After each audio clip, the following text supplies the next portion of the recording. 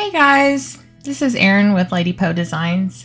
Thanks for stopping in. I've got 3 projects to show you today, so let's get started. I've got a set of coasters as our first project that I made to go with this tray that I thrifted. I used the rooster from the IOD Melange paint inlay and used the old and grade barnwood patina. So we're going to do the same thing with the coasters. I've already done 5, so you don't have to sit through all of them. So we're going to finish this one out. I'm going to do 2 coats of the patina. I'm going to sand it a little bit. They come a little bit rough. I got these off of Amazon in a huge pack. So we're going to do 2 coats on all sides, the edges, front, back, all of them. It dries super fast. By the time you get done on one side, other side will be dry. And you can see the color difference. This is raw wood. So by the time I get done with the 2 coats, you can see the color difference from the way it starts to how they finish. That barnwood patina puts that grayish, bluish kind of tint to it. It's so... All of my DIY products I get from Sammie at Unicorn Dust Designs. I also get my Roycycled paper and now my IOD products from her. So I will list her information in the description box below. So I'm going to take elements from the Antiquity stamp and the La Campagne stamp and also a stencil that I made on my Cricut. I think I'm using Little Black Dress from DIY for the stencil. And I'm going to do grain stripes. I'm also going to take the masks that come with all of the stamps from IOD. So you get those when you purchase the stamps. I'm going to use those so I don't paint over the stamps that I just put down when I paint my grain stripes. So you see I used my stencil to place my stamp just to get the placement of where I want it on the actual coaster. And then I'm going to simply continue with the little pig and the rest of the stamps. IOD stamps are so detailed, they're absolutely incredible. Just make sure you wipe them off after every use. I just use a baby wipe. I keep them right next to me, so as soon as I stamp them down, I wipe them off with a baby wipe and they're good to go. And just remember when you're stamping, always keep one hand on the stamp and one rubbing and pressing down on the stamp so it doesn't shift and you don't get smudging. So I'm going to put the mask over the stamp that I've already laid down, put my stencil so I can stipple over the DIY paint. Now just remember, if you did want to recreate this, you don't have to use a stencil. You can also use painter's tape. I just happen to have the stencil already made. So when I lift that up, it doesn't ruin the stamp that I just put down. On any project that I'm using a paint inlay, stencil, stamp, 99% of the time, I'm going to use 50% water, 50% Big Top in a little spray bottle, and I'm going to spritz it over the top. Even though the ink from IOD is permanent and it's not going to go anywhere, I do have some clay-based paint on here, so it can be reconstituted with water. So I'm going to put 2 coats of Big Top on here just to seal everything in.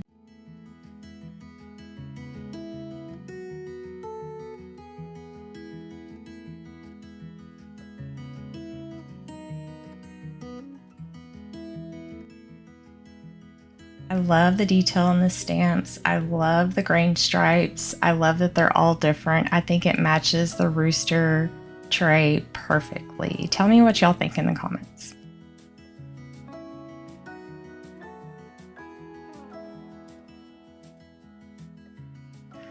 Next up, we've got a fall book stack. I got these books off of Facebook Marketplace for a super good deal. Super good deal. So we're going to be using the IOD trimming molds 1 and 2 and the DOS air dry clay. You can use any air dry clay that you prefer. I had some of the IOD clay, I just ran out. The DOS clay works fine. So we're going to use some cornstarch in the mold just so our clay slips out easily, and press it down in there. One of the great things about the IOD molds is the micro rim that they put around all of the cutouts. It just makes it so easy to scrape out that extra clay. As you can see here, I'm using one of the little scraping tools that come with the transfers. That's just what I prefer to use. It makes it easy for me and it saves my hands. But you can use your fingers. It works just as good. It just helps me get a real flat bottom. But the trimming molds, they actually fit together. They're made and cut that way to where you can fit them together because they're actually made for, you know, making frames and actually putting molds around stuff. So they're made to click together like puzzle pieces. So you can see I made one, cut it off, made another half of one, and stuck it together. So I'm using my Titebond wood glue and gluing down one side, and I'm putting the other piece, and it just fits together seamlessly, and you cannot even tell that that was a different mold. So we're just going to repeat that process on the other two books with two different molds that I chose. Chose the leafy one, and then the other one I think is a flatter, more cathedral looking one. They're so pretty. I honestly don't know what we did before IOD because they've made crafting so fun and so easy, and it really makes you just want to create. I know they inspire me so much, and I love using their products. So we got the third book done. So now, ooh, salt wash, y'all. I want to salt wash everything. Everything. When I got it, that's why I got the big one. We're going to do Cherry Picked on one. The next one is Summer Crush. And our next one, I think, is Fancy Farm Girl. And then the third one is Summer Crush. I'm not going to make you sit through painting through all of them. I think you know how to paint. But I just stempeled this on all of the books. I don't use any kind of primer, nothing. When you're putting salt wash in DIY paint, it's a clay-based paint. You're putting that salt wash in there. This stuff turns to concrete. It's not going anywhere. Sammie also sells salt wash on her website. One-stop shop, y'all. So I'm just going to repeat this on all three books. I also glue the front and the back covers down to the book just to give it a little extra sturdiness because I'm not going to glue these books together just in case I want to change the colors out. But this is why I use the muffin cups. Look how easy this clay-based paint peels out of these cups. I got this from Trisha from Sweet Yellow House, and I have never gone back to using regular cups for my paints. It's always good to pour out your DIY paint into a separate container. This paint is made from all natural ingredients, so you don't want to contaminate your entire jar. So you always want to pour it out into a separate little bowl. So cool. It's not that I'm lazy, but okay, I'm a little bit lazy. But it makes it so easy. You just get a little baby wipe that out, boom, you're ready for your next color. But yeah, if I wanted to take out the orange one and put in a blue one or a Christmas color one, I can switch that out and make it a Christmas book stack. So I did put a little bit of clear wax on the pages because I wanted to put some dark wax, excuse me, on the pages, and I'm putting some dark wax on the bindings as well to bring out those details. So I just went ahead and put some clear wax on all of it. I did big top all of these. I didn't show you that because it's just kind of boring to sit through, but I did put a layer of big top on all of them.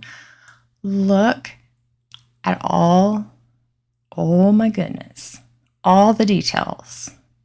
All of that dark wax just settles down in all those nooks and crannies. It's just so pretty. But I'm just going to rough up the pages just to make it look dirty. And then, of course, what mold would not be complete without the golden rule? So we're going to rub that down each mold of each book. And y'all, it just makes every detail of these molds pop off of those bindings. And it is just gorgeous. I mean, from the bottom of that binding to the top, look at the difference. I mean, why would you not want to use this?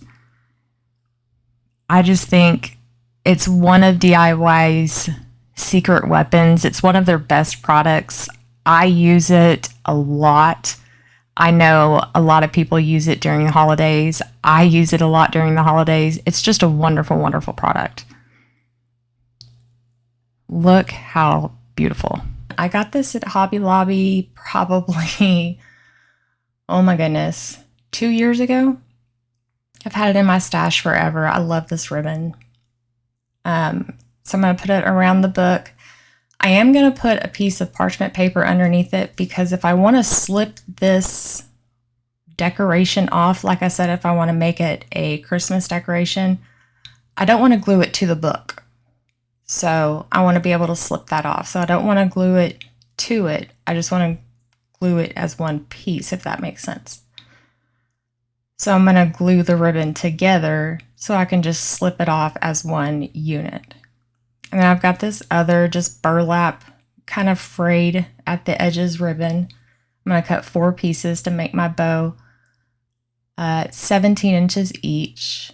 I'm going to fold them about a little over halfway and then get my zip tie.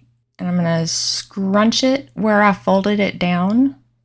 This floral and this bow on top, I wanted it to set up high. So I didn't want it to be flat. So I'm putting these, I'm scrunching them together and I'm putting them in between my fingers.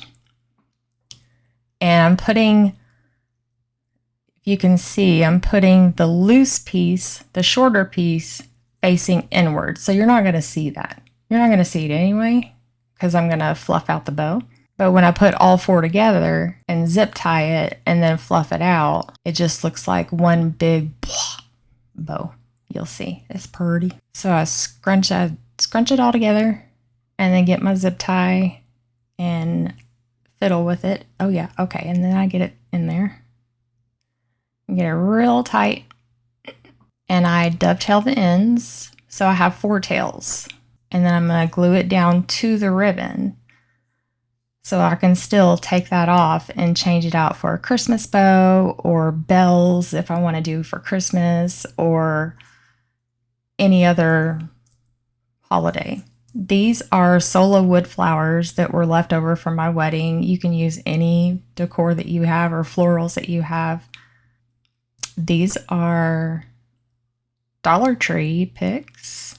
Dollar Tree has some very, very pretty fall picks this year, so don't sleep on Dollar Tree. They've got some really pretty ones. That pick is from Hobby Lobby. So I was literally just going through my stash, picking colors that I liked. Those are actually corn husks. Tore them up, fanned them out, and stuck them in there. So I usually decorate on the fly. If I see it and I'm like, ooh, that's pretty, I'll stick them in there. So got some little, are those berries? Are they some kind of fruit? What are those? I got some leaves just for more color variations. And just filled it up until I thought it looked good. And see, you can just slip that paper out. Oh, wait, I needed one more leaf.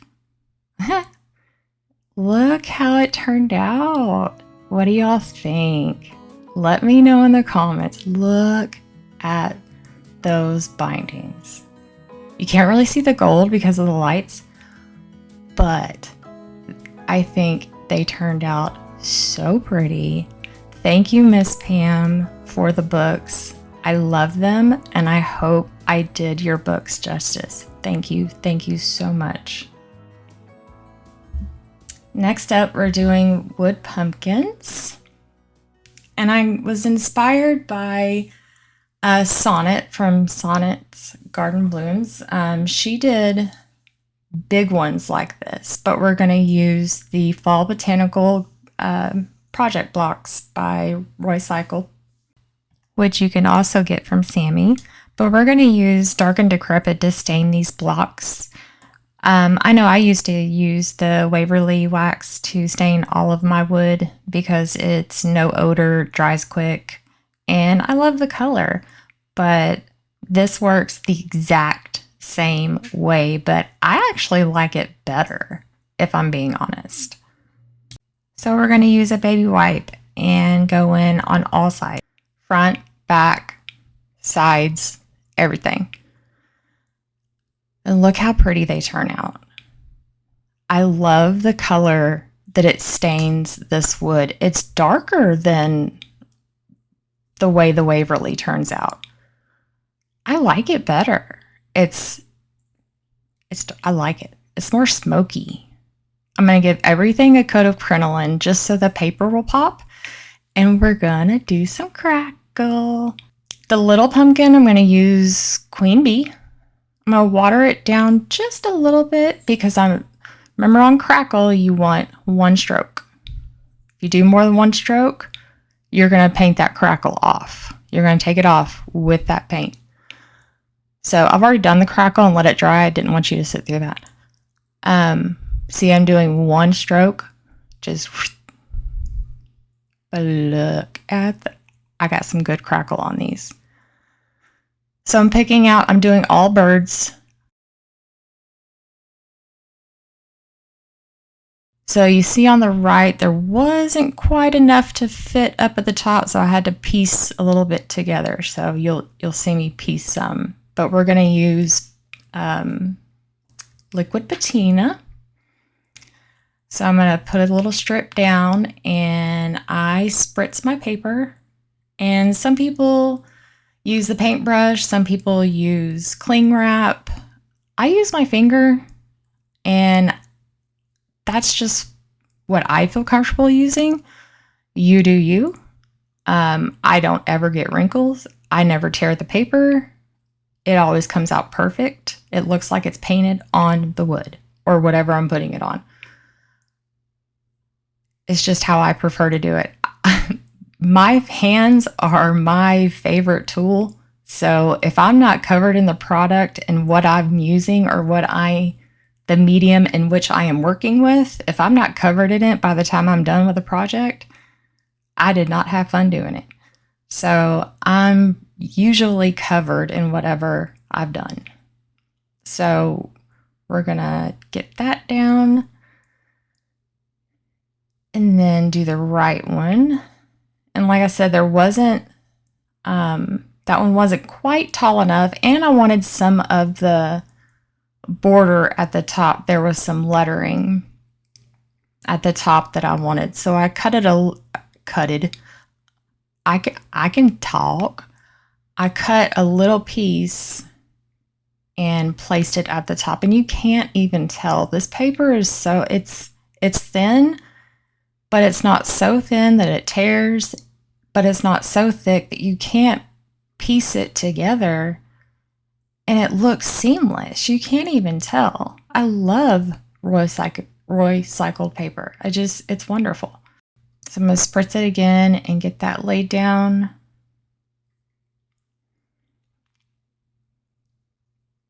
Make sure my edges are down with the patina before I lay this other piece. See, I wanted this lettering up here at the top, just a little bit.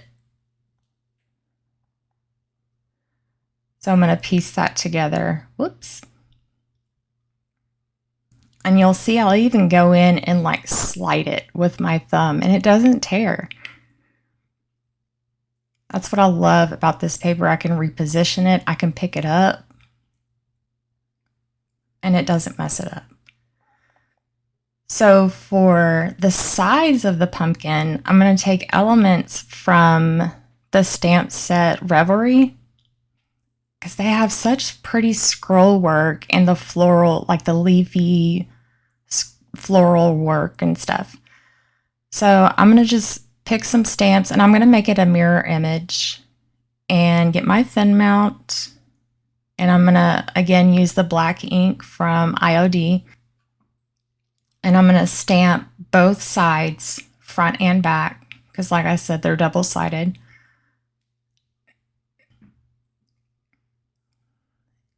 put these down. So I'm going to keep one hand on the stamp, other one works down and rubs away. Look how pretty. So when this dries, I get my zip sander in a downward motion. We're going to sand off all that excess paper.